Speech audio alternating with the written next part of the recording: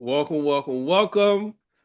We here with the amazing Richard, and his topic today is the algorithm and the narrative, how Black creators own their story in the age of short form content. Please introduce yourself to the people. For sure. Well, thanks for having me, Donovan, and thank you for all the work that you do for community.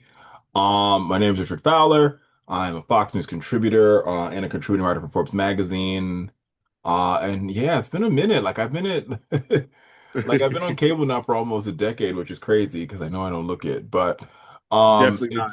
it's been a time. It's been an interesting time, especially to be talking about storytelling and owning the power of your own story in this moment in time where we see the media landscape shifting, right? Like I said, I'm 39 years old, and I was born in an era where late night TV was the thing. Now, Now we don't have it. late Well, night now it's TV is dwindling. not a thing, and so it just tells you how much the media climate has shifted, which is why it's so important in this moment that, everyday folks tell their story and use the power of the internet and the power of social media to be first person journalists and narratives to their lived experience. I think that's actually one of the ways that we're going to get our society back is when we start to tell our own story and use our own stories to guide policy, to guide culture, to guide influence, and to guide how we move forward as a country and the world for that matter. And as part of the storytelling, the storyteller is very pivotal. And I do want to add before we get started, I am not a Fox watcher, but your clips have got me thoroughly invested in your voice on Fox. Like Thank they you. need another four of you for Oh, that thank platform. Like your voice on that is not only entertaining, but like I'm glad that they have you to you. bring a sense of clarity and common sense based knowledge to the scenarios that they have going on a platform. So you are appreciated, brother. Oh, thank you very much. And look, I don't even think it's about, it could be Fox, it could be MS Now, it could be CNN, it could be consuming, Instagram on these devices. In the end of the day, I think it's important for whoever you are as a storyteller to remember that the people who are watching you, the people who are consuming your content, they're often consuming your content for them at a very intimate moment in their life. And let me be more Mhm. specific. Some people watch the news while they're in bed before they go to sleep. Others might be, laying on the sofa with a life partner or with their children, or they might be preparing dinner in their kitchen. These are very intimate experiences. And oftentimes when they invite myself or this webinar or Instagram into their home or into their life, you can't neglect that and you can't take that for granted. And so when I show up on air, what I try to bring is my lived experience and the lived experience of all the people that I've met along the way. And I make sure I carry their stories, or at least where I think their stories, I'm gonna spend a lot of time trying to talk to them, into these segments, right? And I think for a lot of Americans, no matter what party you belong to, you're having a lived experience that I think existed both under this administration and the previous, where you're seeing the cost of rent skyrocket, you're seeing the cost of groceries skyrocket. In this moment, we're seeing the cost of gas skyrocket. You're also seeing the cost of healthcare skyrocket, and you're seeing hospitals close. You're seeing, public schools cut budgets and like what's happening in Philly, they're closing 17 schools, right? And so people are having a lived experience that says something seems unbalanced. And so if we go on our day as people who live as content creators and storytellers and cable news contributors and act as if the people who are watching us aren't having a lived experience that they don't appreciate or they don't like, or a lived experience that is at minimum acknowledging that it's unbalanced, right? Like, and for a lot of Americans, that's the case. I work really hard trying to live this quote unquote American dream, and everything around me gets more expensive. So we have to incorporate that and that level of lived experience into our storytelling, and hopefully that's what I try to do when I'm on air. And like I said, I double down on it. You are appreciated. the space you give for people uh, of color and of similar mindset. Like everybody just want to be heard, right? Like at the end of the day, people want these stories told so they can relate. Like That's right. I can listen to you speak and be like, oh, well, I'm an educated black brother. Like I can relate to how calm you have to be when clearly the situation says be the trope that people think we are, and you always keep your cool. So it's appreciated. But you have built presence that spans from Fox News, Forbes, BT, Georgetown, Sirius XM, and so many other syndicated radios. Uh, when you look at the landscape for Black creators today, what excites you and what concerns you the most? What excites me, let's start there. I think what excites me is you're seeing the development of so many new voices and faces in the marketplace. And these voices and faces are coming from people having, like I said, people talking about their lived experiences and not having to go through the quote unquote gatekeepers to have their voices or their experience heard. Um, and I say that as somebody who would like, listen, I live on cable news. Cable news, there are a lot of gatekeepers, right? One, the first gatekeeper is your cable subscriber who says, if you don't pay my bill, I'm gonna cut your cable off. And then obviously you have networks that determine who they put on their airwaves. But for so many black creators who we've been often shut out of who gets to be put on the airwaves, and we, like most Americans, the cost of the cable bill ain't getting any cheaper easier, ain't getting any cheaper either. So what has to happen? So what has to happen is people have to say, listen, I'm gonna tell you what's happening to me, or what's happening in my community, or what's happening in my world via this thing on my phone. And if you think about how society has changed, we would have not, there's some names that when we think about how we as a community have come together and rallied, if there were not somebody who was decided to be a citizen journalist, we would never know the name George Floyd, right? We would never know the name of of Philando Castile. All these people who the trauma that happened to them happened on air, happened on Mhm, tape, mhm. right? And that tells you that that's the positive. The negative is we still have to cover. You have people who are having terrible lived experiences, and they're using social media to document that. And I think the other negative is we're living in a world too where the algorithm has made it a little bit more difficult for Black creators to tell their story. And I think we have to fight back against that too. It is that's so crazy because that segues into the next question.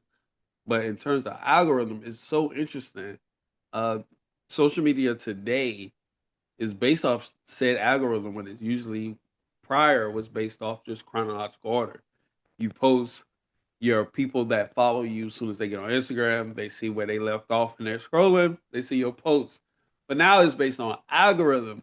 And it has been times, well, the Melanincon page has 50 plus thousand followers on Instagram, and then the Pot Standard has 160,000 followers. And I have all those people. No one's brought. And it'll be times where I post and it'll show it to 100, 200 people of all these people. And it's crazily unfair how they justify like hiding your content from the people that elected to follow you for a reason. It gets frustrated. And like I had another panel on algorithms, and ultimately you can't really fight the algorithms. You just got to be a part of the algorithms. Um, the algorithms reward what gets engagement fast. A powerful narrative builds trust over time. How do Black creators win at both without selling out to one another? I think it's about consistency, right? I think on my page, what we try to do is we try to do consistent content, and it's a mix. Some of it is the stories I write at Forbes, some of it is Fox News clips, and others are me trying to educate the public about what is happening in their world. And, Uh I try to do a mix of that, understanding that for some of the videos that should get the most views, because I think that's the biggest story of the day, right? We did a video a huh. couple weeks ago about how public schools are funded, right? We dropped a video, I think it was last week, about temporary protective status and its impact on Haitian Americans, things that are impacting our community in real time. And yeah, I think those should get more views, but right now we have like a clip of me on Fox talking about taxing the rich, and right now that's getting 200,000 views of I think my TPS clip has 5,000 views. So one has 200,000, one has 5,000. I think the 5,000 one is more informational. I think the 5,000 one talks about an issue that's affecting everyday people in real time. Yet the audience likes the one of me, like, me and the white boy going at it about why you should tax the rich.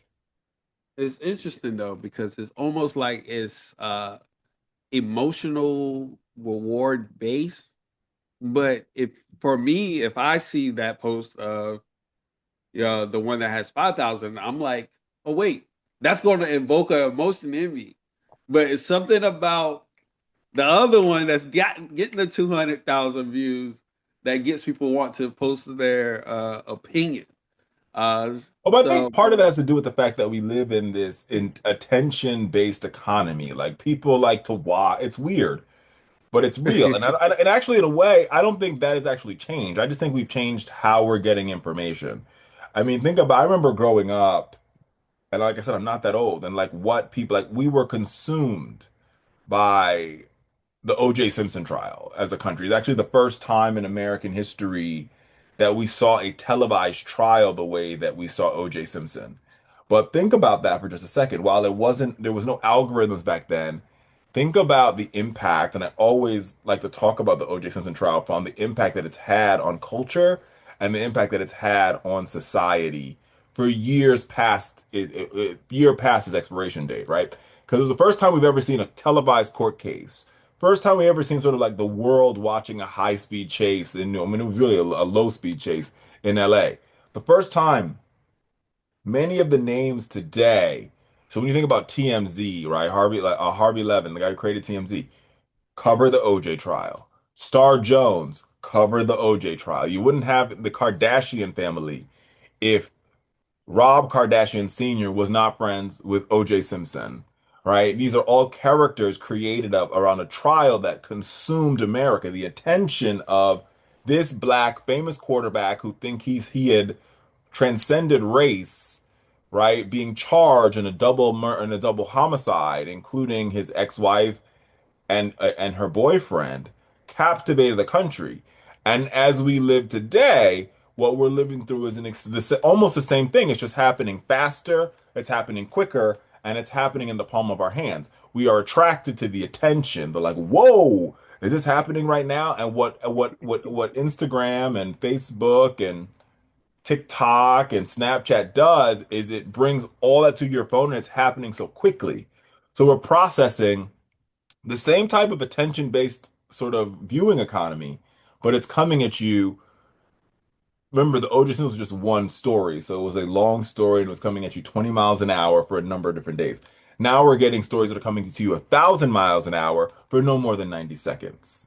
And what that has created is the fertile ground for mis and disinformation because information is moving so quickly. So we can push misinformation and we can push disinformation, and there's no real monitor or there's no check on it because it's happening so fast, it's happening so quickly, and there's no place to go a filter to say what's true and what's not true, which is what makes it different. But how we got here is we've always been a society that has craved attention grabbing content. And I think the O.J. Simpson trial is sort of the beginning of where you see that sort of rear its head. And here we are still living in this sort of post O.J. Simpson trial world with many of the characters that were birthed as a result of that trial. it's real interesting though that you say that because I try to be balanced when it comes to news. So I watch all of them about the same story so I can come up with my own conclusion, right? So it's interesting how right now it's a rat race to be the first to report, and people rather get there quickly rather than get there efficiently. So they rather do the retraction from getting there being first than to get there to be there first and right, or to That's wait to right. see the story unfold.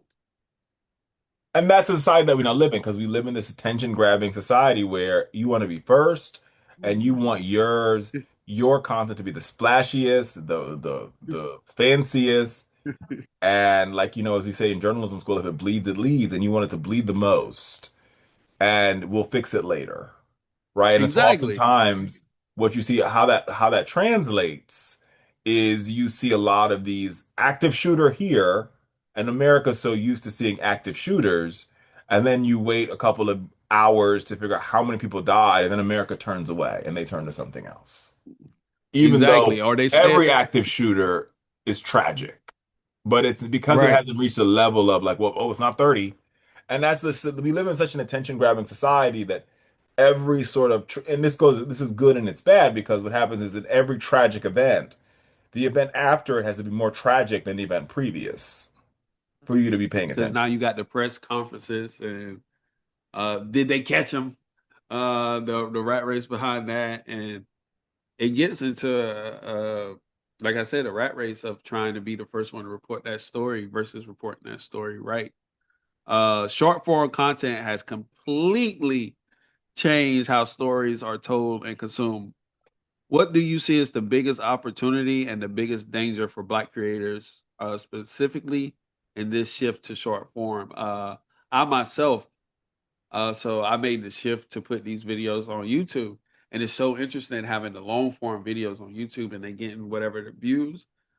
I started putting the short form versions of these videos online yesterday. Instant 1,000 views, instant as they keep going, instant 800, instant 50 views, follower, follower, follower, based off the short form of the video. Yeah, and if you're a Black creator, let me say this to you. As we sort of, like I said, I was in Montgomery this weekend, and I got a chance to go to the Legacy Museum, also known in the vernacular as like the Lynching Museum.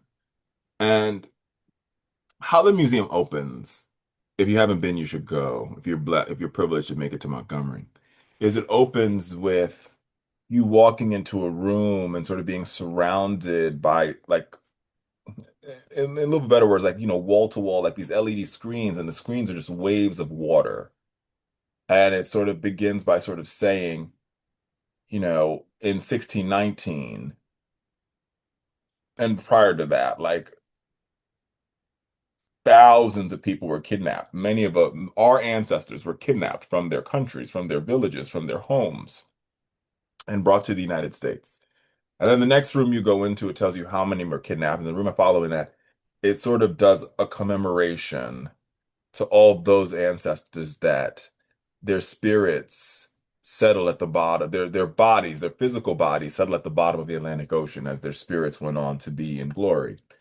And the reason why I bring that up is because those of us that made it through, you and I, and those watching this, who made it through enslavement, 400 years of enslavement, right?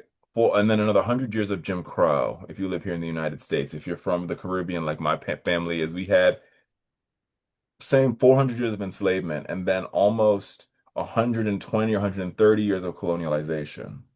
And we made it through all of that. So what you're looking at, what we're a representation of is the strongest of the strong, not the weak. We're the strongest of the strong.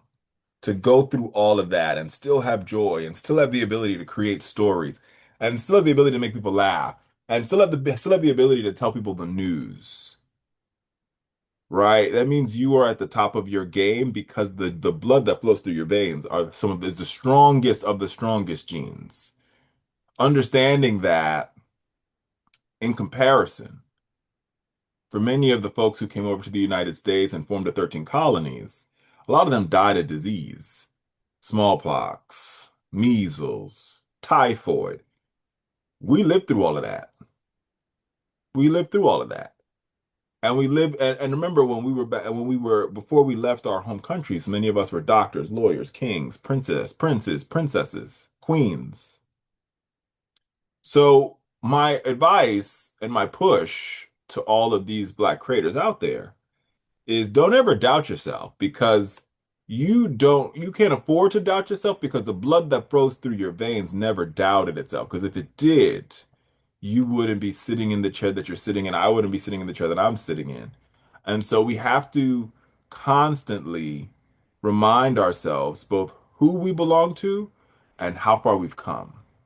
And that should be your inspiration for whatever type of content you're delivering. Like, I am not worried about this because I've come a far way. And the blood that flowed through my veins came a far way. And the fact that it's still alive today, right? It's a miracle. It's a miracle because in comparison to other tragic global experiences, and I'm not saying it's the United Nations passed a resolution that says this. African chattel slave, the Western Hemisphere's chattel slavery is by far the worst of the experiences because of how long the duration of the period in which it lasted, okay? And how much we endured. The Nazis copied the plantation owner. I'm not making that up. I'm telling you what history tells you. The Nazis, like, we were trying to figure out how to do it, and we looked to see what the plantation owners did, and we copied what they did. So I say all that to say that is the thing, the biggest thing working in your favor if you're a black creator is the blood that flows through your veins. Herein lies the challenge. The challenge is you live in a society where they're going to make it really hard for you to tell your story. But if you understand the first part of the long diatribe I just gave you, the second part should be easy. I'm not afraid because I don't have the ability to be afraid because the people before me didn't have the ability to fear. They had the ability to fight. And so you have to find that. Oh man, you just spoke to me. I didn't even know you spoke to me. Uh, Unrelated, related. Like I spent all my days for the past what 3 months every day pitching my story for sponsorship, for media coverage every day. And of course, if you're putting out that kind of output, as the people who are watching this knows, as if they are those people who are trying to get their story out versus the storyteller. Uh, you got to keep pitching, and you just hear no, no, no, no, no reply, no reply, no reply, no, no, no, no, no, no reply, and that weighs on you. And It today does. I got a big no that I just knew was a yes, and it shook my whole day up. But what you just said resonated with me because I'm from South Carolina. I'm about as close to uh direct ancestry blood, like the slaves came through South Carolina. like uh and my people survived all of that. My family specifically survived all of that. They survived polio, all these diseases you name.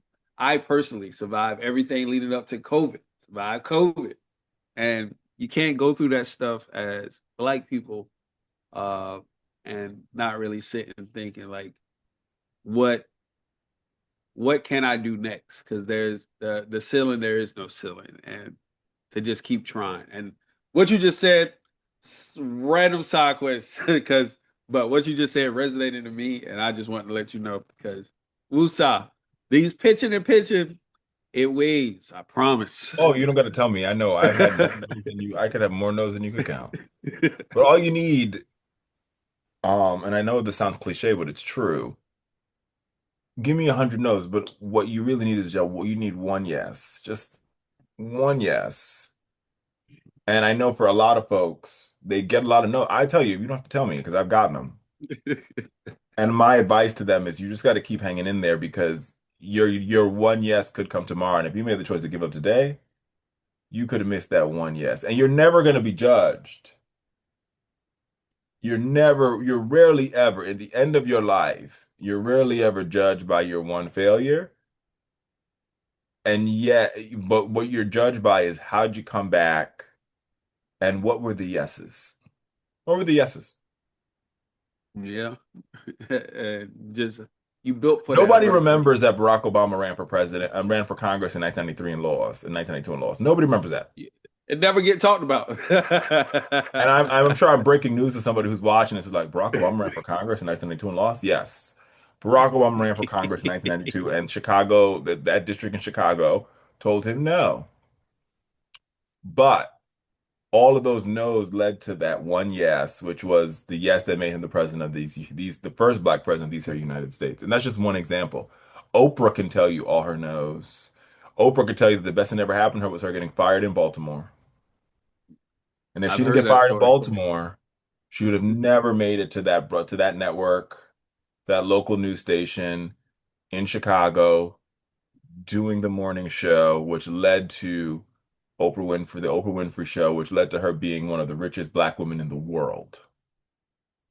Man, uh, and you just gotta let your what the famous quote say? You gotta let your no be your vitamins. You gotta keep going. That's right. If you quit, what that serve? So to all the storytellers, keep pushing. That's listen, and I'm pushing with you because I can get no tomorrow.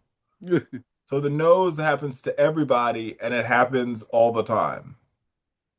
And that's interesting all around because like right now the media landscape is historically and has historically distorted, ignored, and weaponized black stories. What would you suggest that black creators do to protect their narrative in an environment that was not designed to be centered around them? I'm sure you deal with that. Well, number one, I think you have to acknowledge that there's an audience of people that crave black stories, no matter how much they try to silence us. There's an audience out there that crave, and you don't have like the metrics tell us that. Like the metrics tell us when you put out black content, whether it be this Michael Jackson movie that just dropped, where it is outselling everything else in the box office, whether it's you don't have to like Tyler Perry to acknowledge that, Beauty and Black, number one selling, well, number one of the number one watch shows on Netflix. And I can go on, and I can show you examples of black produced, black owned content that everybody thought was going to fail.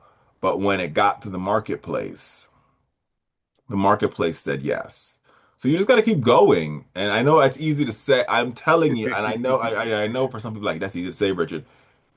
And you're looking at me like, well, look at all the things you've been able to do, but I still get no's. I get more no's than people think. And you have to just learn you just learn to roll with the punches. Uh, it's not a question, but I would love to hear your perspective uh, in terms of this.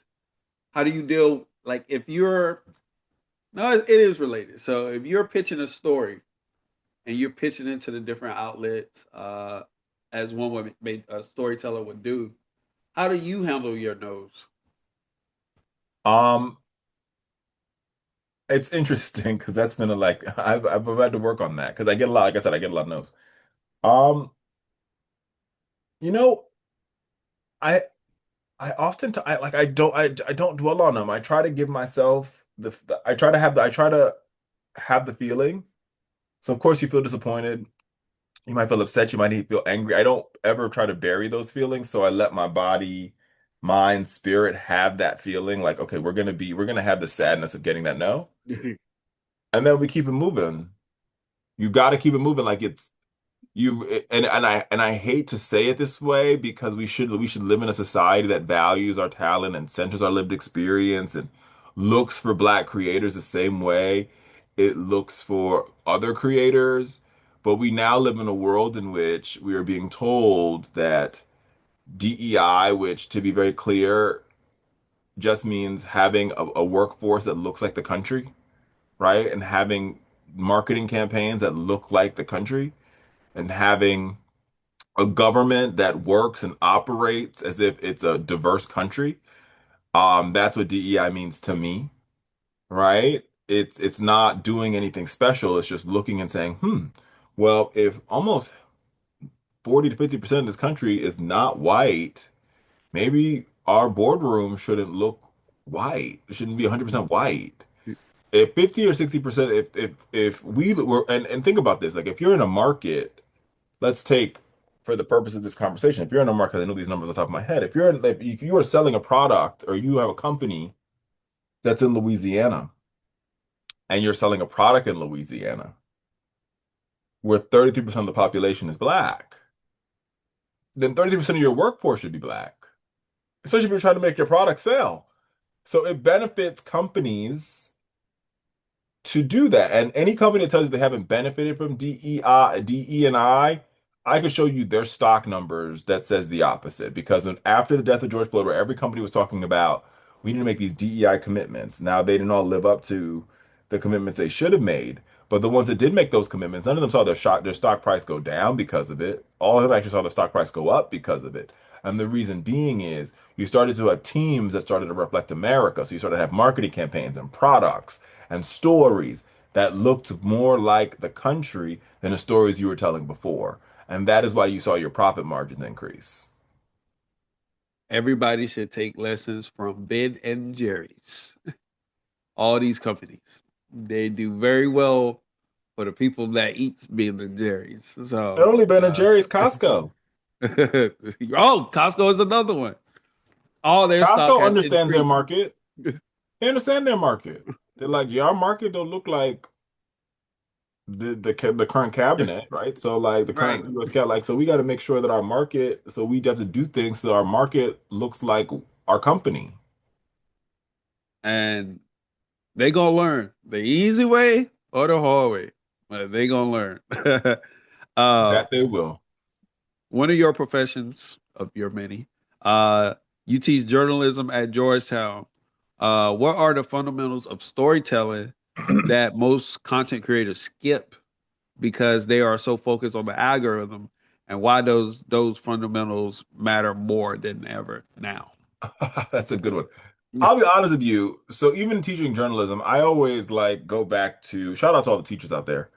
I go back to my 10th grade English class where my teacher would always say every story has a beginning, a middle, and an end. I mean, I don't know if anybody remembers 10th grade English where they talk about like the denouement and the conflict points, right? And when I teach my journalism students is even in writing a story, those that has not changed. Every story has to have a beginning, a middle, and an end. They have to be conflict points. There has to be a denouement. And so when you're cutting your content, ask yourself, does my story have a beginning? Does my story have a middle? Does it have an end? Are there conflict points? Right? And did I get it right? Did I get the facts right? I think I just learned something. I Well, definitely just learned you something. could thank your 10th grade history teacher, your 10th grade English teacher for that. You have written long form storytelling for Forbes and BET, focused on millennials and the intersection of culture, policymaking, and societal change. How does long form credibility feed into short term authority? Yeah, I mean, I like writing long form. People like, I mean, the folks who know that I write long form, if you've read my Forbes pieces, there's never a piece that I write that's less than 1,000 words. Most of them are 1,000 to 2,000 words. And the reason why I like long form is you're able to really tell a story and let a story exist and give the story the context that it needs for the audience. It's hard to do that when you have 60 seconds on Instagram. It's very easy to do that when you have 1,000 words.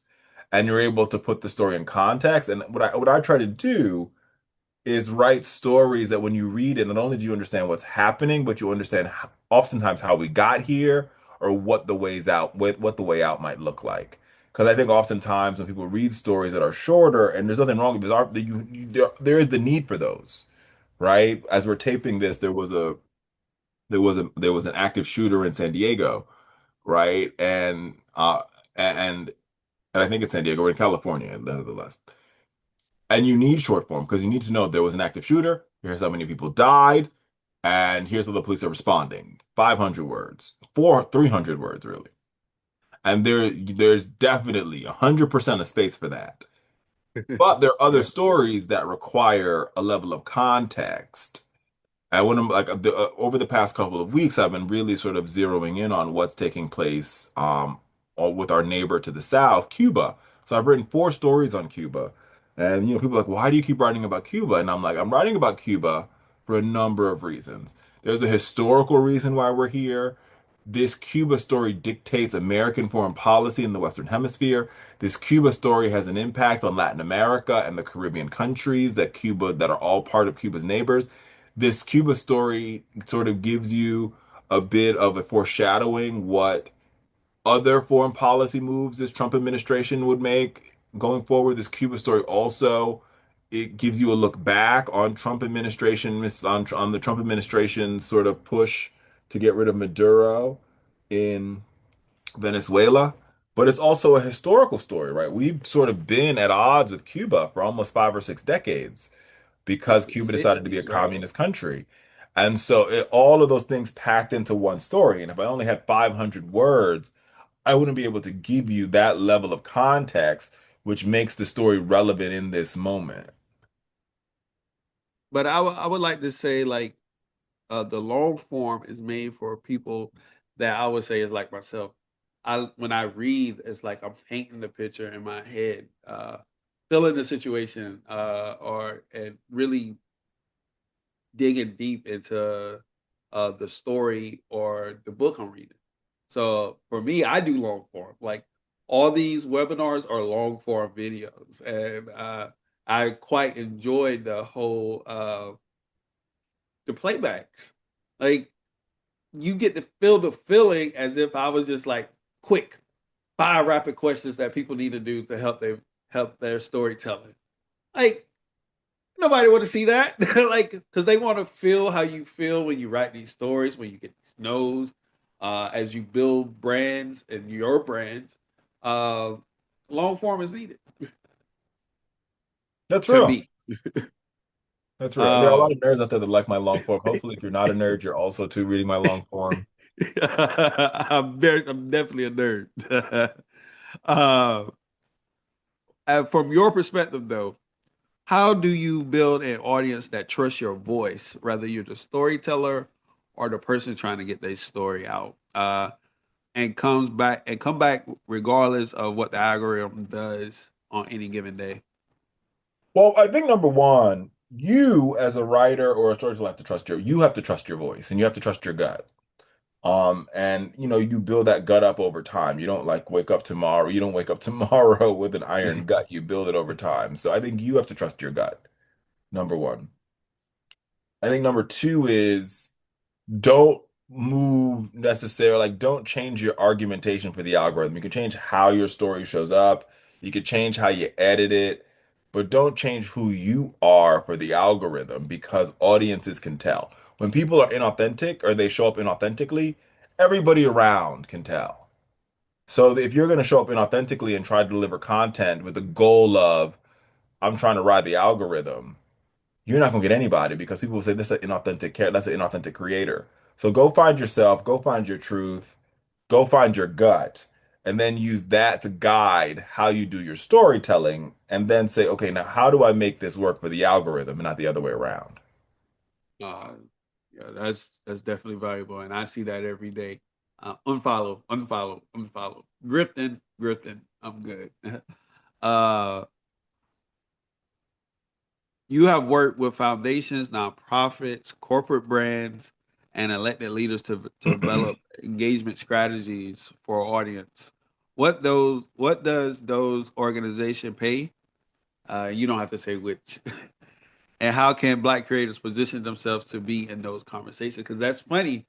I just watched a video from Isaac Hayes, fan base, and he had a video on Black creators need to be in the room, and if a certain party wants to reach a certain audience, you got to pay the Black creators to tell those stories.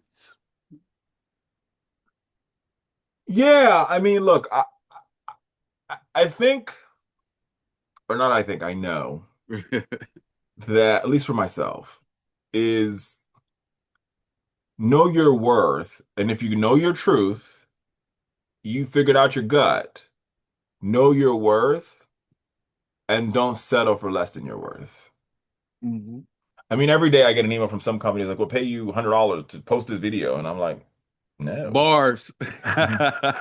right? Like, no, Like no. you because that would be a cosign. Like you're not paying for me just to promote what you But got going on. You paying for me to cosign what you got going on. exactly. But if there's a brand that I wear or a brand that I like or a corporation or nonprofit that I believe in their mission and it connects with my gut and it connects with my truth, then it's very easy for me to collaborate with them because it makes sense and it makes sense to my audience.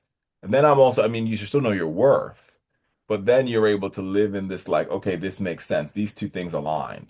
But you would find it very weird if you saw me out here like, hawking, and I've been asked to hawk everything. So like, I think one like last week I got one like hawking like health pills. Like, what? He doesn't, that's not what he does. So just don't take any, and here's the truth. We talked about this earlier about all the no's you get. When you know your value and you know your worth and you put that out into the universe returns that to you. And when you end up getting like a client or a company will appear that aligns with you and they'll pay you your worth. And it's funny because that I could do a little bit co-signing on because not only have I collaborated with you, but with Posh, one of the segments is people may buy like ads and things uh, to be posted to the brand. But when I don't just sell the ads, because me, if I post it, like I said earlier, I'm co-signing it. I'm saying this is That what I means believe in. my massive audience is going to tap in with what they got going on because I said to go do it. And all money ain't good money. Like on Posh Standard, we never post a shirtless male. We never even post a woman in a bikini. So if you're a fitness person trying to promote your brand, that doesn't allow me. I'm not posting. I don't care how much you try to pay. There you go. And it's people that willing to pay a lot of money for that cosign. But integrity means more than a few dollars, especially when it comes to what you built for the For sure. storytellers. You Because it can't will really impact just your co-sign credibility in the anything. future. It will impact your credibility in the future. Oh, so this is an off-brand question, but it fits in. We're gonna wrap up in a little bit. But how do you, as a person who story tells, how do you filter? Like you said a little bit about if it aligns, but that's far as posting to your page. How do you filter what story you choosing to write about?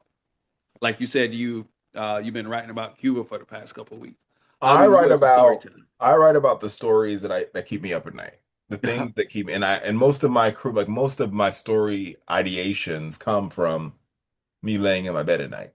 And I'm like, here are the things I think I need to talk about.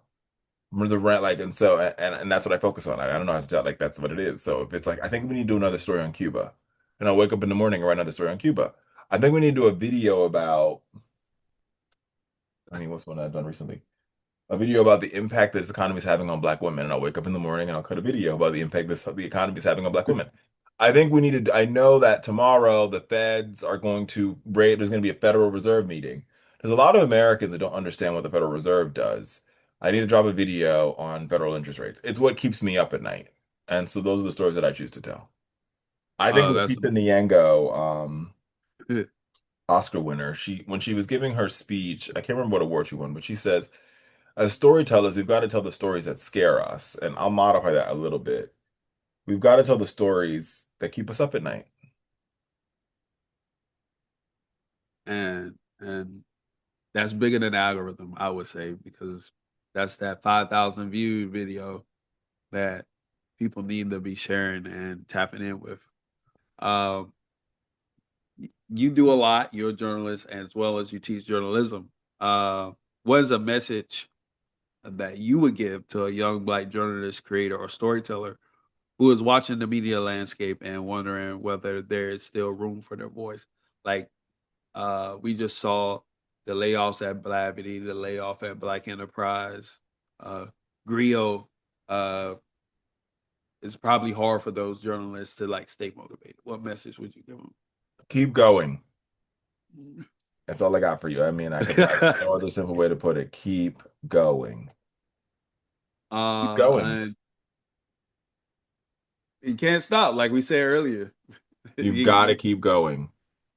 yeah, people lives depend on it. You've got to keep going. Don't let that one no be the thing that stops you. And um, we have had meetings. I've have been on the Brothers Briefing platform, and we follow each other. So you see everything that Melanincon has been producing and hope to produce. For a platform like this, webinar like this, what does that mean to someone as accomplished as yourself? I remember being somebody who was on the other side of this, watching these panels and watching these audiences. So I think it's important for us to hear from each other. I think it's important for us to share ideals this way. I think it's important for us to folks be able to engage and hear, like, you can learn something from anybody, and hopefully you can learn something from me, and you might be a new creator out there, and hopefully I can learn something from you because I'm watching y'all to figure out how I manage this algorithm, because every day this algorithm is changing. And some of y'all are better than me at this, especially y'all young ones. Like, I don't, there's some things I don't know how to do. So I have to learn And the goal is always to teach and and uh, get better. And I think you can learn. We need to be learning both. Those learning from the folks. Don't throw away the old folks. So you think, oh, we got to go to old people. They could teach you something, and we could also learn something from young people. I'm not old, not young. I'm in the middle, but we could all learn something from each other. And there's no reason to give away valuable knowledge. it's a it's a community, it's a village, and it takes a village. It I does. think even more now so than ever, we need to be leaning inward versus outward. That's Uh, right. we could protest all day, every day. We can fight for this and that, but uh, unpopular opinion, I think there's a lot of answers to our problems within our own community. There's a lot of resources that is the answer to our problems in our own community, and we just don't allocate it well as a We're an community. ingenious. We are. Excuse me. We are ingenious people. And I know I talked about the genes that run through our veins, but I mean, let me just give you one more. I'm a storyteller, so I can't help myself. But look back in history and learn something, because history will teach you a lot. And if you understand history, you know that in around 1791, there were a number of slave revolution, a number of the enslaved people all across the Western Hemisphere revolted at the same time. That didn't happen on accident. That tells you how ingenious we were. You had the Sam Sharp Rebellion in the same time period as the Haitian Revolution, in the same time period as the Nat Turner Rebellion. There's a reason for that. It's because we had figured out a way. We knew, well, boy, like we live in Jamaica, but I know there's some enslaved people over there. And I think there's some enslaved people over there. And I know there's some enslaved people down there. And same with you now. And so we were passing messages on ships to each other. Hey, listen, they popping off in Jamaica. Here's what they did. Y'all need to do this. And the folks who were the overseer didn't even know that it was happening. And we were communicating. That's how ingenious, or we figured out a way to communicate from plantation to plantation. We figured out a way to communicate from island to island, from country to country, from colony to colony. We were communicating information. And if we were doing it back then with no cell phone, no text messages, no phone calls, no Uber They Eats, couldn't even write. no DoorDash. We were communicating these messages word of mouth in a world in which we were being surveilled and our bodies were in bondage. And yet still, we had the ability to tell stories to one another and to save ourselves.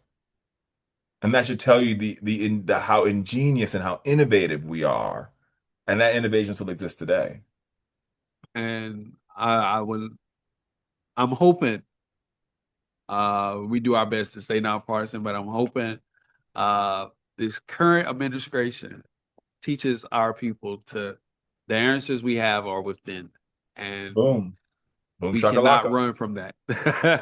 Boom uh, shakalaka. but with your busy weekend, your busy schedule, you came out tonight to hop on with us. So I want to say, for me and the Melanincon family, we appreciate it.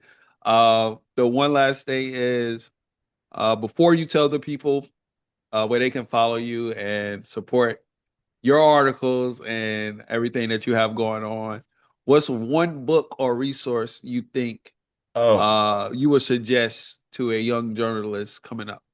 oh, that's a good one.